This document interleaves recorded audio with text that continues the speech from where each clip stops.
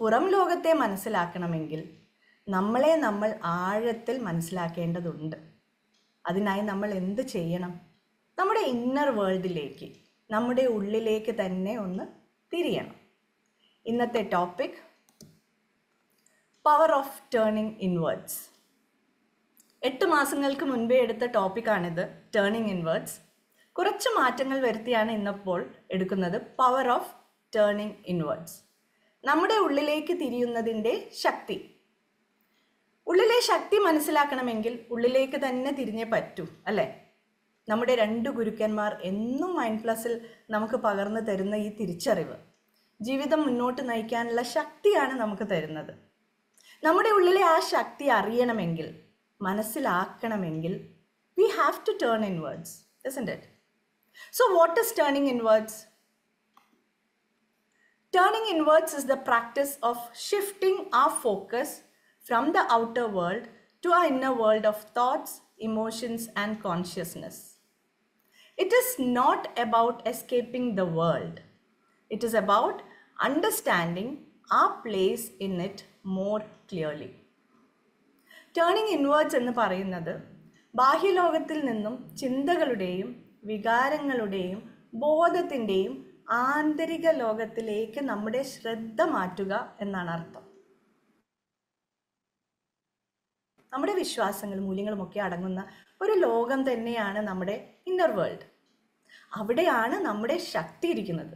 കാരണം അവിടെയാണ് നമ്മൾ ഓരോ കാര്യങ്ങളും എക്സ്പീരിയൻസ് ചെയ്യുന്നതും ഫീൽ ചെയ്യുന്നതും, അല്ലേ? അപ്പോൾ നമ്മൾ കൂടുതൽ ഫോക്കസ് ചെയ്യേണ്ടതും നമ്മുടെ ഇന്നർ വേൾഡിൽ തന്നെയാണ്. അതിനുള്ള ഒരു രീതിയാണ് turning inwards. It's not about escaping the world, it's about understanding a place in it more clearly. ഇത് പുറം ലോകത്തിൽ നിന്നും രക്ഷപ്പെടാനുള്ള ഒരു വഴിയല്ല കേട്ടോ, മറിച്ച് സ്വയം മനസ്സിലാക്കിക്കൊണ്ട് ഈ ലോകത്ത് നമ്മുടെ സ്ഥാനം കൂടുതൽ വ്യക്തമായി അറിയാനുള്ള ഒരു വഴിയാണിത്. ജീവിതത്തിൽ പ്രയാസങ്ങൾ വരുമ്പോൾ ചിലപ്പോൾ നമ്മൾ പറഞ്ഞു പോകാറില്ലേ, ഓ ഇതെല്ലാം ഇട്ടെറിഞ്ഞ് വല്ല ഹിമാലയത്തിലും പോയി സമാധാനം കിട്ടുമായിരുന്നു എന്ന്. അപ്പോൾ അങ്ങനെ പറയുമ്പോൾ നമ്മൾ പുറം ലോകത്തെ പറ്റി മാത്രമാണ് ചിന്തിക്കുന്നത്. അങ്ങനെ എല്ലാം ഉപേക്ഷിച്ചുകൊണ്ട് നമുക്ക് സമാധാനം കിട്ടും? അതൊരു തരം ഒളിച്ചോട്ടമല്ലേ? എല്ലാം ഉപേക്ഷിച്ചുകൊണ്ട് ധ്യാനം ഇരിക്കലല്ല ടേണിംഗ് ഇൻവേർഡ്. നമ്മുടെ ഈ 2 ലോകങ്ങളും തമ്മിലുള്ള കണക്ഷൻ മറന്നുകൊണ്ട് പറയുന്നതാണ് അങ്ങനെ എല്ലാം ഉപേക്ഷിച്ച് പോയാലോ എന്നൊക്കെ. നമ്മൾ മനസ്സിലാക്കണം, നമ്മുടെ ആന്തരിക ലോകത്ത് നിന്നും നമുക്ക് ഒരിക്കലും ഒളിച്ചോടാൻ പറ്റില്ല. നമ്മുടെ ഇന്നർ വേൾഡ് എപ്പോഴും നമ്മുടെ കൂടെ തന്നെ ഉണ്ട്. അതുകൊണ്ട് തന്നെ നമ്മൾ ഫോക്കസ് ചെയ്യേണ്ടത് നമ്മുടെ ഉള്ളിലോട്ട് തന്നെയാണ്. ഓരോ കാര്യങ്ങൾ ചെയ്യുമ്പോഴും സ്വന്തം പ്രതികരണങ്ങളിൽ ശ്രദ്ധിച്ചുകൊണ്ട് എന്തുകൊണ്ട് താനിത് ചെയ്യുന്നു, അല്ലെങ്കിൽ കാര്യങ്ങൾ എന്തുകൊണ്ട് ഇങ്ങനെ കാണുന്നു എന്ന് ചിന്തിച്ചുകൊണ്ട് വ്യക്തത ഉണ്ടാക്കുവാനാണ് നമ്മൾ ഉള്ളിലോട്ട് തിരിയേണ്ടത്. We get clarity when we turn inward. ഇനി എപ്പോഴൊക്കെയാണ് നമ്മൾ ഉള്ളിലേക്ക് തിരിയേണ്ടത് എന്ന് നമുക്ക് നോക്കാം. When do we need to turn inwards? When we are feeling emotionally disconnected.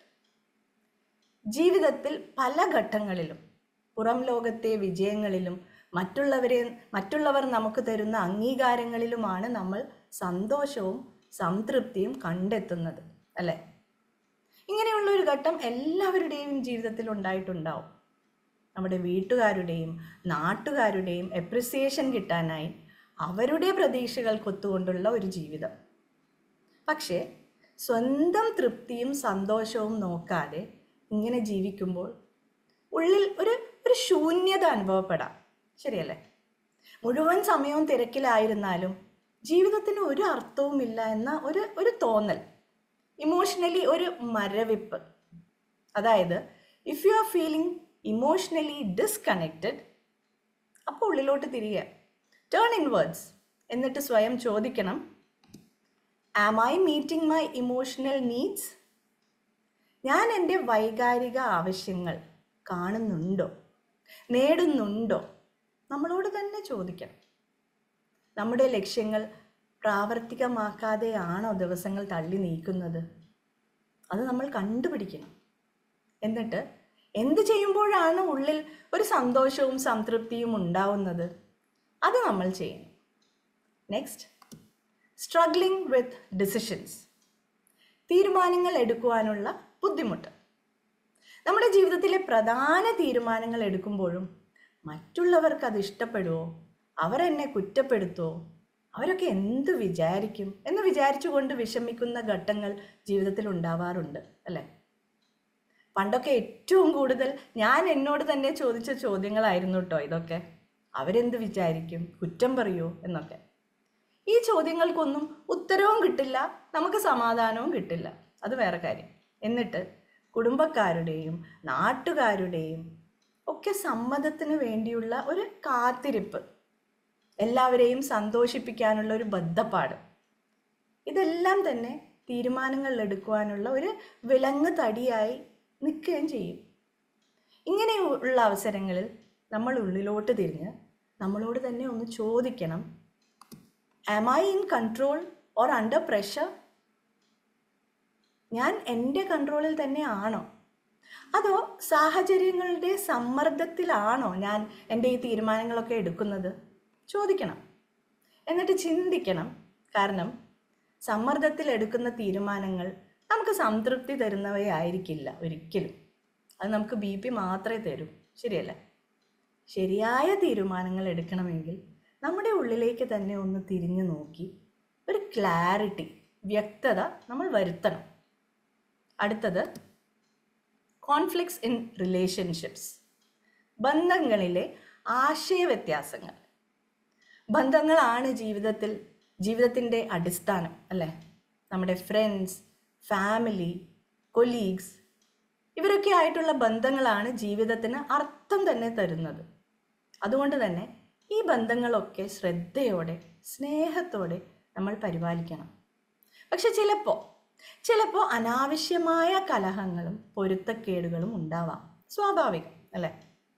പക്ഷേ ഇത് തെറ്റിദ്ധാരണകൾക്ക് കാരണമാകുന്നു, ബന്ധങ്ങളിൽ വിള്ളലുണ്ടാക്കുന്നു, നമ്മുടെ സന്തോഷവും സമാധാനവും ഇല്ലാതാവുന്നതോടൊപ്പം ഒറ്റപ്പെട്ടതുപോലെ നമുക്ക് തോന്നുന്നു. അപ്പോൾ എന്താ ചെയ്യണ്ടേ? ഉള്ളിലേക്ക് തിരിയുക. And then ask, am I holding on to patterns I need to let go of?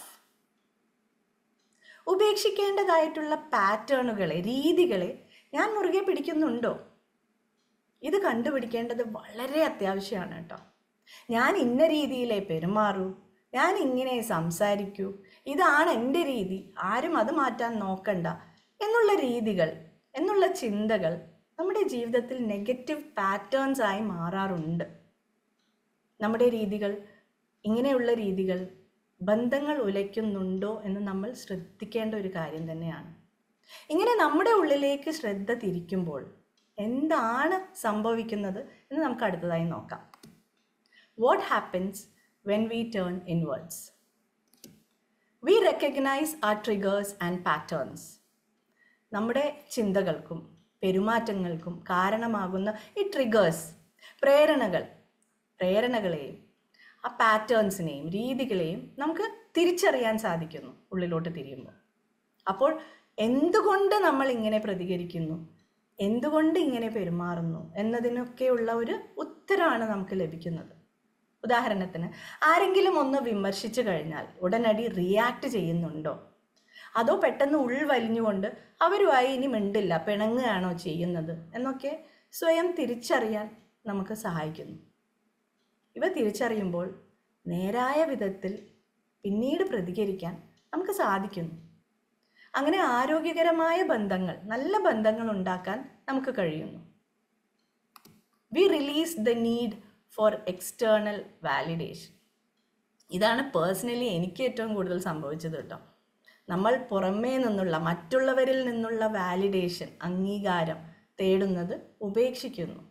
കാരണം സ്വയം മനസ്സിലാക്കിക്കൊണ്ട് നമ്മളുമായി നമ്മൾ ഒരു ആത്മബന്ധം ഉണ്ടാക്കുമ്പോൾ I am enough as I am എന്ന് ബോധ്യപ്പെടുന്നു. ഞാൻ എങ്ങനെയാണോ അങ്ങനെ മതി, അതാണ് ഞാൻ, അത്ര മതി എന്നുള്ളൊരു ചിന്ത നമുക്ക് വരുന്നു. അങ്ങനെ സ്വയം അംഗീകരിക്കുകയാണ് അവിടെ ചെയ്യുന്നത്. So when we turn inwards, we feel whole and complete. നമുക്ക് ആവശ്യമുള്ളതെല്ലാം നമ്മുടെ ഉള്ളിൽ തന്നെ ഉണ്ട് എന്ന് നമ്മൾ മനസ്സിലാക്കുകയാണ് അപ്പോൾ ചെയ്യുന്നത്. എല്ലാവരും നമ്മളെ ഇഷ്ടപ്പെടണമെന്നോ അംഗീകരിക്കണമെന്നോ ഉള്ള ഒരു തോന്നൽ അപ്പോൾ ഇല്ലാതാവുന്നു. മറ്റുള്ളവരുമായി നമ്മൾ കമ്പയർ ചെയ്യുന്നതിൽ ഒരർത്ഥവും ഇല്ലയെന്ന് അപ്പോഴാണ് നമുക്ക് മനസ്സിലാവുന്നത്. Next, we cultivate acceptance and compassion. നമ്മളിൽ ഒരു സ്വീകാര്യതയും കരുണയും, മറ്റുള്ളവരോട് കരുണയും ജനിക്കുന്നു. When we turn inward, we begin to see ourselves without any judgement. വിമർശനരഹിതമായി നമ്മളെ സ്വയം കാണാൻ നമുക്ക് കഴിയുന്നു. നമ്മുടെ അപൂർണതകളെ മനസ്സിലാക്കിക്കൊണ്ട് തന്നെ അവയെ നേരിടാനും നമ്മുടെ അവസ്ഥയെ മനസ്സിലാക്കിക്കൊണ്ട് അതൊക്കെ നന്നാക്കി എടുക്കാനും സ്വയം സ്വീകരിക്കാനും അപ്പോൾ നമുക്ക് സാധിക്കുന്നു. And this leads to compassion for others also. നമ്മളെപ്പോലെ തന്നെയാണ് മറ്റുള്ളവരും എന്ന് നമുക്ക് മനസ്സിലാക്കാൻ സാധിക്കുന്നു. അപ്പോൾ മറ്റുള്ളവരെ കാണുന്ന വിധത്തിനും നമ്മൾ ഒരു വ്യത്യാസം ഉണ്ടാവുന്നു. അവരുടെ കുറവുകളോടുകൂടി തന്നെ അവരെ സ്വീകരിക്കാനുള്ള ഒരു അവെയർനെസ്, അവബോധം അപ്പോൾ നമുക്കുണ്ടാവുന്നു. ഇത് നമ്മുടെ ജീവിതത്തെ മെച്ചപ്പെടുത്തുകയാണ് ചെയ്യുന്നത്. Now let's see the pathways to turn inwards. എങ്ങനെ നമ്മുടെ ഉള്ളിലേക്ക് തിരിയാം എന്ന് നോക്കാം. Practice deep introspection and journaling. നമ്മുടെ മനസ്സ് അസ്വസ്ഥമാകുമ്പോൾ അവെയർ ആയിക്കൊണ്ട്, കോൺഷ്യസ് ആയിക്കൊണ്ട് നമ്മുടെ ചിന്തകളെ പിടികൂടാൻ നമുക്ക് സാധിക്കണം. അസ്വസ്ഥതകൾ നമ്മളെ പിടികൂടുന്നതിന് മുമ്പ് തന്നെ നമുക്ക് നമ്മുടെ ചിന്തകളെ പരിശോധനയിലൂടെ നമുക്ക് ആ അസ്വസ്ഥതകളെ പിടികൂടാൻ നമുക്ക് സാധിക്കണം.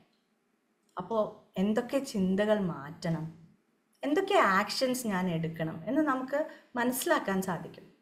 അതുപോലെ തന്നെ നമ്മുടെ അനുഭവങ്ങൾ കൂടുതൽ നന്നായി പ്രോസസ്സ് ചെയ്യാൻ, തിരിച്ചറിയാൻ, നമ്മുടെ പാറ്റേണുകൾ മനസ്സിലാക്കാൻ ജേർണലിംഗ് സഹായിക്കുന്നു.